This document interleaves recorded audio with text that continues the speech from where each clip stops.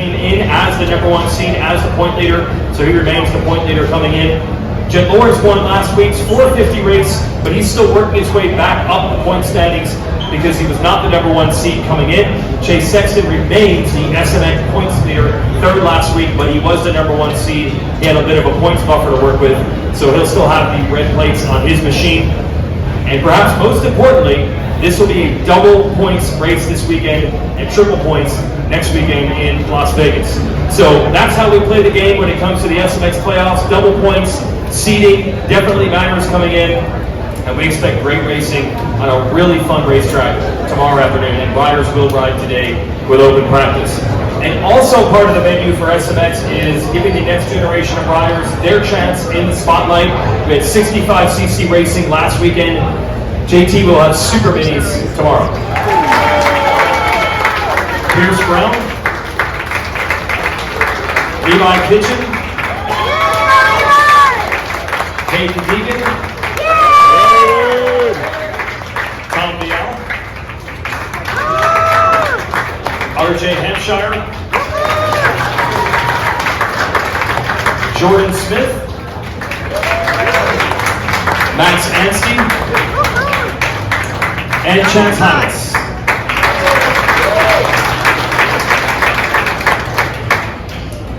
I'll queue up a question there for Hayden, last week's winner and the defending SMX champ. It was funny, after the race you said there were a lot of things you still needed to work on, even though obviously it was a great weekend with the results. So does that just wash away? Was it just right back to the grind as soon as the week began? Oh yeah, 100%. But I mean, obviously I literally came out last both starts, so it was not good. So yeah, I just worked on those and hopefully it's better. If not, I'm gonna have to deal with it. But if I don't, I'm fine with it too. I had a question for Chance Hymas. Obviously, you're still working through this knee injury, rough opening SMX playoff round. What was your week like? How do you feel coming in? Will you be able to push the way you want to?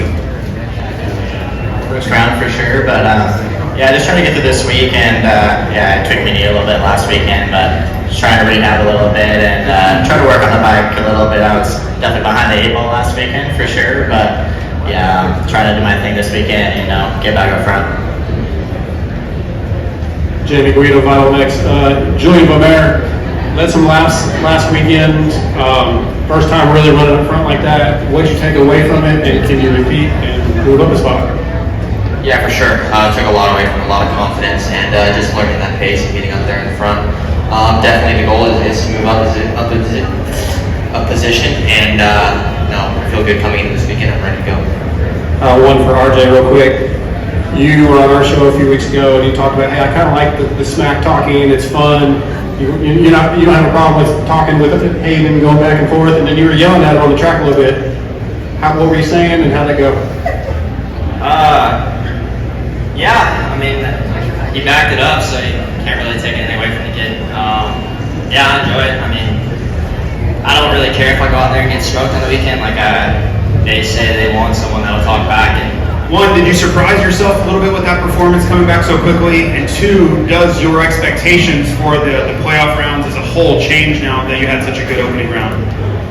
Yeah, like we talked about in the first round, I only rode 3 days on the motorcycle, so I mean, yeah, like I don't think in 4 weeks do you lose, you know, how to ride or maybe a little bit of fitness, but I didn't feel like too awkward going into the last round. So I mean, yeah, this time let's get another good start and maybe, you know, jump the jumps and yeah, let's try to fight.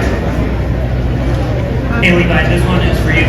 I know last week when I asked you about how you felt about being in the point standings all year, you said, oh, I haven't even looked at it lately because I'm trying to tune out. I hate to put you back on the spot again, but with double points, you're second in points again, you're down by 5. Would you say that this race is the most critical of the 3? Because although you know where you're sitting in the next one, this result here will set what you do and how in contention you are in Vegas. Yeah, I think so, but I think all of them obviously are important, and I think the goal is just to make sure you have a shot going in the last one. We all seen last year, I mean, things kind of went crazy and there was a lot of people that could have won, so yeah, just get through this one with a good result and then just set yourself up well for the last round. I think is the goal.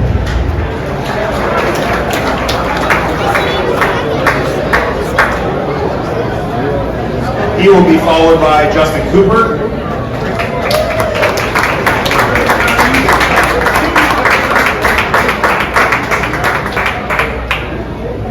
And eventually Ken Roxon.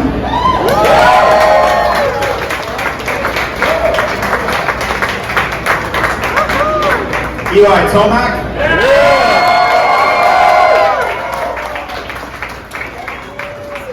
Chase Sexton. Round 1 winner, Jet Lawrence. Hunter Lawrence. Aaron Plessinger. Cooper Webb. Jason Anderson. And Malcolm Stewart.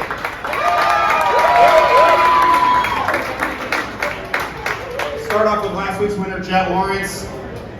Was there any surprise in your performance last weekend? I think most people were looking for you to come in, get some points, and move forward, not to get the win. Did you surprise yourself with that ride? Yeah, for sure. I wasn't expecting that. I was expecting like a 5th or a 4th. But yeah, obviously the first few laps came pretty fast. The race pace was pretty high, so I had to get used to that. But kind of once I got 5 minutes in, it felt like natural again, normal, and it was just started getting my lines down, started figuring out what I need to do, where I need to make up time and stuff like that. And it just kind of felt natural again, so it was nice. Open up to the press. Go ahead. Jamie Guido, Viral next. Chase Sexton, I'm going to go to you first. Podium last week, great result when you look at it, but in your eyes, I know it's not where you expect to be coming off the outdoor championship. You didn't look very happy, so did you change anything this week in your program? How are you looking at going into this race this weekend? Yeah, I mean, it wasn't so much the third that I wasn't really in the fight. If I was close to them and battling, it would have been a little bit better, but I was pretty far off. So I just went back to work this week, tried to test a little bit, get more comfortable. But it's so hard with how the tracks are. You don't really know what you're going to get if you're going to run outdoor or supercross suspension. You don't really know. So it's nice to have 2 practices today and try and adapt to the track and see what we got. Because I think this one's going to be a lot different than last weekend. And we'll see. Cooper Webb, you came back to outdoors after a thumb injury, re-aggravated it. Was that part of the reason for the lackluster result last weekend, or was there something else bothering you, or where are you at? Yeah, I think it was just it's racing, right? You come in as best as you can, but it is what it is. It was just a rough weekend overall, but I think the speed wasn't too far off. I think I was right in that maybe secondary group, so we had a great week this week. I was back healthy, was able to have a great week and work on some things, and like Chase just said, it's a little tricky because you try to work on stuff from the weekend before, and then we come here and it's just looking at the track and track walk, it's definitely a lot different. I feel like we're back at a fair race or something. So we'll see what happens. Cool. Hey, Aaron, for you, we know that you were a little bit beaten up and bruised last week after the free practice start and other little incidents. How did you feel this week? Did you lay low? And then what's the game plan coming into this one as far as keeping your body healthy? Yeah, I mean, I don't know. The plan is to just get a good start and pray for the best, but 20 minutes isn't that long. I think the shoulder can hold up for 20 minutes, and we'll see how we do. But it was nice to we only got to ride it one day this week because of all the rain down in Florida. So that was a little nice. When I did ride, it did hurt just a little bit, but yeah, we're gonna give it all I got. Dan Hubbard, Race Day Live. Same question for you, Jason Anderson. That was a gnarly crash at practice. We covered it, and I just want to see how you're doing, where you're at, and what you did this week to get ready for this race. Yeah, for me, to be honest, just physical therapy for the most part. I didn't ride at all, so we'll see how today goes. But other than that, it'd be nice to be able to battle in front of everyone here and get some racing in. Was it your back? Was that what you hurt last week? Yeah, it was just my lower back. So it's kind of a crazy one. It's hard to sleep and everything like that, but we'll see how it goes. Question for Eli Tomac, Clinton Pollard. On the podium, Jed showed respect, saying it was a bucket list item for him to race against you. I think it was just a show of respect. What's it like for you to race against him as an up-and-coming star? Well, I mean, you know, as of late, you know, he's been, you know, the guy. So, it's, you know, like it just, you see him as someone that is evolving the sport. So just trying to do my best to keep up with that and maintain, you know, a high level. So it's, yeah, it's just, it's how sports evolve, right? There's always an up and coming.